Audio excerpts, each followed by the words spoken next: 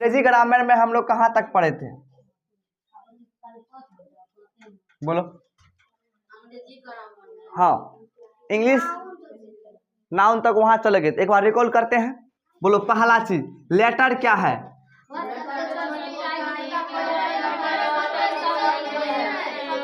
Letter वह सबसे छोटी इकाई है जिसका प्रयोग करके हम अंग्रेजी का कोई शब्द लिखते हैं।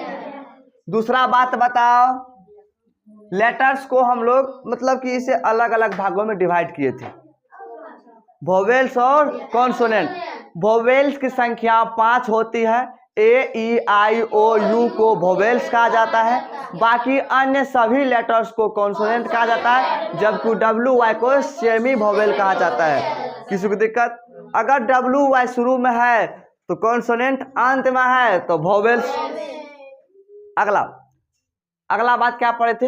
वर्ड्स। अगला क्या पढ़े थे? बोलो वर्ड्स क्या होता है? तो लेटर सबसे छोटी इकाई है। अंग्रेजी में लेटर क्या है? सबसे छोटी इकाई है। वर्ड लिखते हैं, किसी भी वर्ड को लिखते हैं तो बोलो क्या कहलाता है? वर्ड्स। मतलब कोई चीज लिखते हैं और उसका मीनिंग निकलेगा तो वो क्या कहलाएगा? वर्ड्स। तो लेटर को जब आपस में जोड़ेंगे तो एक नया चीज का निर्माण होता है जिसे हम लोग क्या कहेंगे? वर्ड्स। किसी को दिक्कत? उसके बाद हम लोग पढ़े थे सेंटेंस। क्या पढ़े थे? सेंटेंस। बोलो सेंटेंस क्या होता है? सेंटेंस कहने का मतलब है, सेंटेंस कहने का अर्थ है कि पूरा अर्थ निकले। जैसे मोहन गया, यहां आओ, वहां जाओ, पूरा अर्थ निकल रहा है कि नहीं निकल रहा है? तो सेंटेंस को हिंदी में वाक्य कहते। तो वाक्य का परिभाषा शब्द या शब्दों का ऐसा समूह जिससे पूरा अर्थ निकलता हो, उसे क्या कहेंगे? सेंटेंस। क्या कहेंगे? सेंटेंस। ठीक है। आज पढ़ना है पार्ट्स ऑफ स्पीच के बारे में। पार्ट ऑफ स्पीच यानी शब्द भेद। हिंदी में क्या कहते हैं इसे? हिंदी में इसे शब्द भेद कहते हैं। आखिर शब्द के भेद कितना है समझो। पार्ट्स ऑफ स्पीच कहने का अर्थ है कि शब्द का, जब हम लोग कोई भी शब्द लिखते हैं तो उसका प्रयोग करेंगे, कहीं ना कहीं उसका काम होगा, तो काम होगा तो हम उसे प्रयोग करेंगे ना। सही है। तो शब्द को कार्य एवं प्रयोग के आधार पर इसे 8 भागों में बांटा गया है। कितने भागों में? 8। बोलो, शब्द को कार्य एवं प्रयोग के आधार पर कितना भाग में? 8। कितना भाग में? 8 भाग में।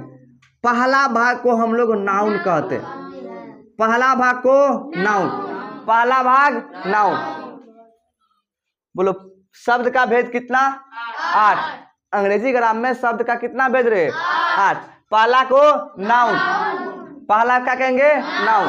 पहला नाउन कहलाता है। दूसरा प्रोनाउन। दूसरा बोलो प्रोनाउन। दूसरा प्रोनाउन। किसी को दिक्कत? तीसरा बोलो। तीसरा एडजेक्टिव। तीसरा एडजेक्टिव। पहला भाग नाउन, दूसरा प्रोनाउन, तीसरा एडजेक्टिव। यानी noun, pronoun, adjective. Noun, pronoun, adjective. किसी को दिक्कत? चौथा भाग को हम लोग कहते हैं adverb.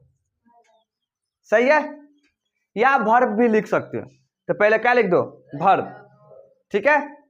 Noun, pronoun, adjective, verb. Noun, pronoun, adjective, verb. Noun, pronoun, adjective, verb.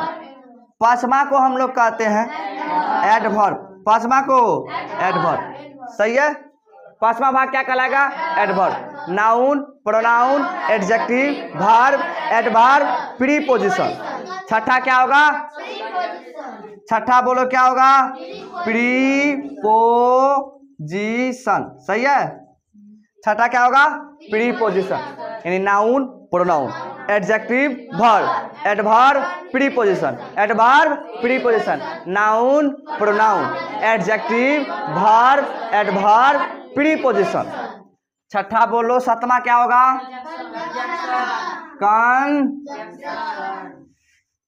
सही है। छठा सातवां क्या होगा? कंजक्शन। और आठवां इंटरजेक्शन। आठवां क्या होगा? Interjection. Interjection, noun pronoun adjective verb adverb preposition conjunction interjection. किसी को दिक्कत? Noun pronoun adjective verb adverb preposition conjunction interjection. किसी को दिक्कत?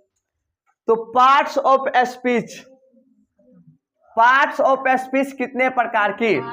8। अर्थात शब्द भेद कितना प्रकार? 8।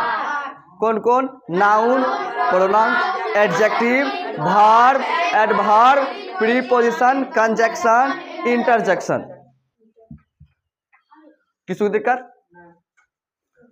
किसी को दिक्कत रे? पार्ट्स ऑफ स्पीच कितने प्रकार की? 8।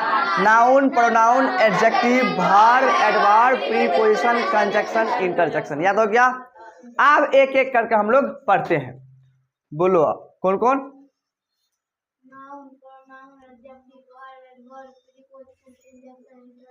गुड, सुनाओ। Noun pronoun adjective verb adverb preposition interjection. पहले कंजक्शन। सही है, बैठो पढ़वे सुनाओ।